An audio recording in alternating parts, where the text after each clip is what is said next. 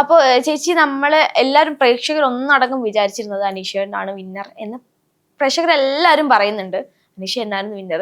അപ്പൊ അത് കഴിഞ്ഞിറങ്ങി നമ്മൾ പ്രതീക്ഷിക്കാത്ത ഒരു വിന്നർ ആയപ്പോ ചേച്ചിക്ക് വിഷമം തോന്നിയിരുന്നോ? വിഷമമൊന്നും തോന്നില്ല. പിന്നെ അനീഷ നമ്മള് എന്ത് പേഴ്സണലി എനിക്ക് അവനെ ഭയങ്കര ഇഷ്ടമാണെന്ന് ഞാൻ പറഞ്ഞല്ലോ. ഞാൻ പബ്ലിക്കായിട്ട് പറഞ്ഞു എനിക്ക് അവനെ ഇഷ്ടമാണ്. ഇഷ്ടത്തിന് തന്നെ പല അർത്ഥങ്ങളുണ്ടല്ലോ. എന്തായാലും ഒരു നല്ല രീതിയിലുള്ള ഇഷ്ടമാണ് അനീഷിനോട് എനിക്ക്. അത് അനീഷിനോട് ഞാൻ അയാളുടെ അടുത്ത് നേരിട്ട് പറയുകയും ചെയ്തു ഫിനാലെ കഴിഞ്ഞിട്ട്. എനിക്ക് തന്നെ ഭയങ്കര ഇഷ്ടമാണ്. നല്ലൊരു അടിപൊളി പേഴ്സണാണ്.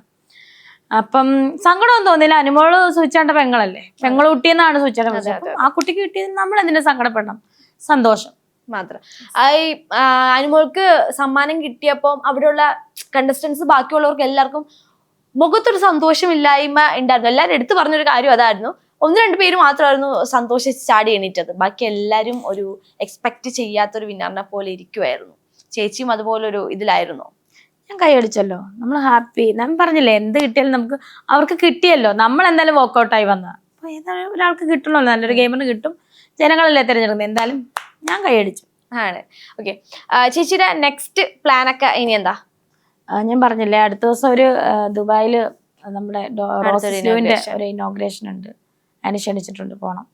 പിന്നെ കുറച്ച് ആൽബങ്ങളും എന്റേതായിട്ടുള്ള ലോകം, ചെറിയ ലോകം. Album, short film, album, reels. Okay. ഇടയ്ക്കിടെ